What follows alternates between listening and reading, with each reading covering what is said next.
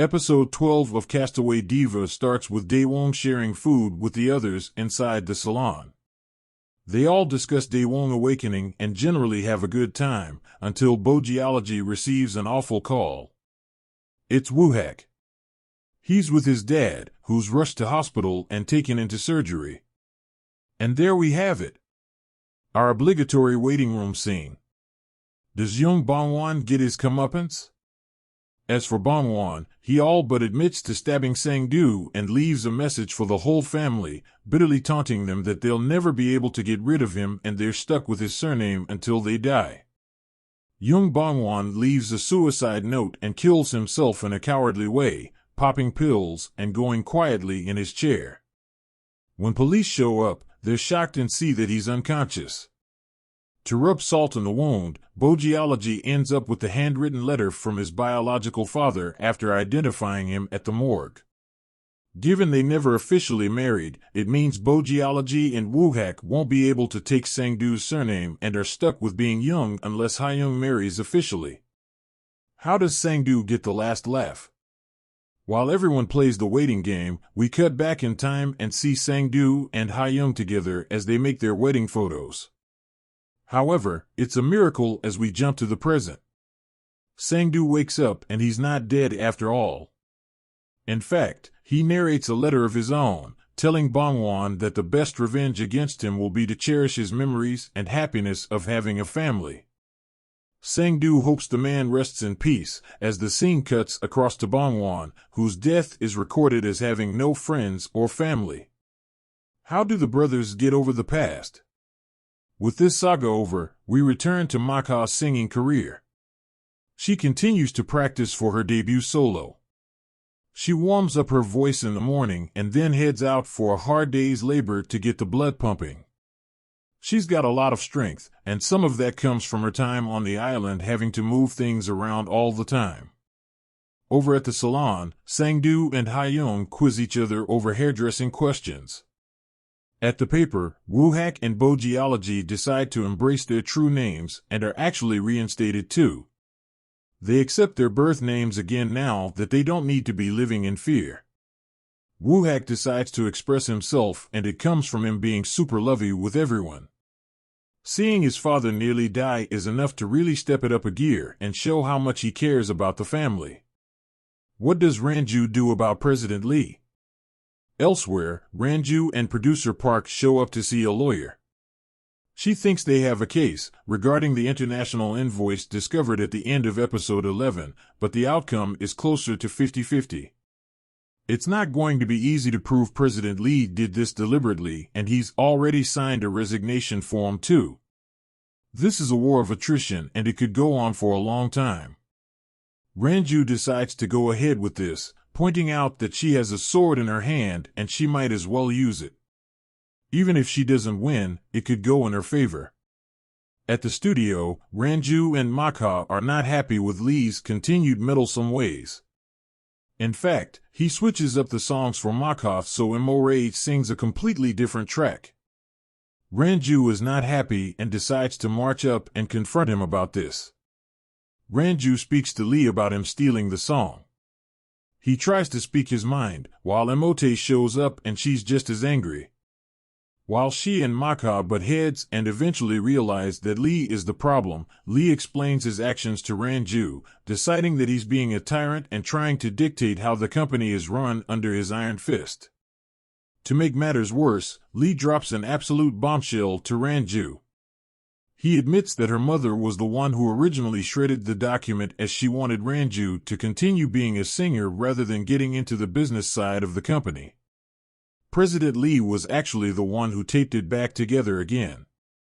Ranju is shocked and finds her confidence shattered. Lee, though, is so confident he's made the right decision that he thinks if Maka doesn't get top spot with this song then he'll quit. He even agrees to put it into writing as well. He also admits he never signed the investment papers either, because he's not a complete scumbag. Is President Lee proven right? President Lee has his judgment absolutely spot on. Maka loves the song that was meant for Imore and actually wants to sing it. She agrees to switch it, which shocks Ranju. As per the deal she made with President Lee, though, Ranju agrees to stand by the decision. Back home, Woo-hak speaks to his brother, who admit that finding Maka was not coincidence. It was fate. He'd been working so hard to try and find her, sweeping over all the different deserted islands to clean them up and try to find her. Woo-hak is not happy with all these secrets and tells him he should have been honest, otherwise he wouldn't live with regret. How does Maka handle her new song?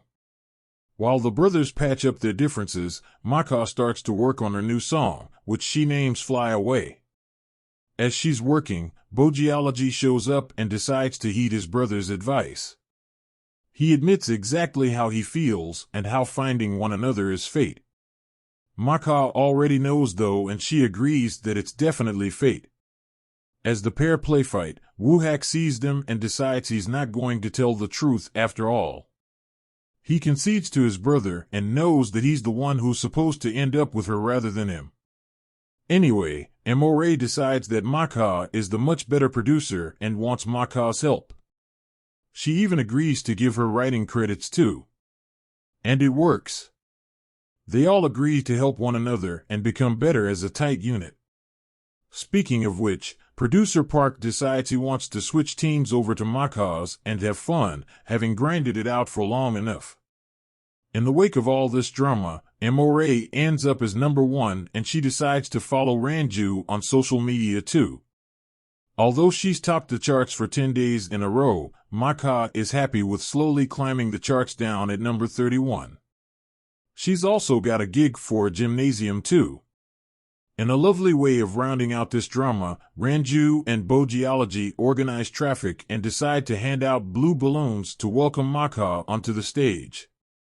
It's just like how she welcomed Ranju with her big comeback, and it shows how far our characters have come. What is Maka's perspective on life? While Ranju questions whether Maka is content enough with doing a small show like this, the latter reflects on her journey on the island. Her difficult task of having to navigate through all the trials and tribulations there eventually paved way for her embracing the sunlight. The sunlight basically represents Maka's perspective on life. She's content with working hard and making her own luck.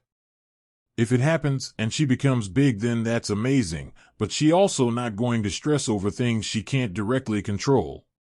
That song she's singing, that was initially for Amore? Well, it made her think of her time back on the island when she was working so hard and learnt this hard lesson. She's content with just taking each day as it comes and not stressing over whether she'll make it big or not. She's someone who just wants to live in the moment and enjoy what she has. How does Castaway Diva end? Ranju is moved by Maka's words and rings President Lee. The latter is in the middle of a stock transfer agreement. However, Ranju decides they should put it on hold for now. She still thinks Maka might top the charts.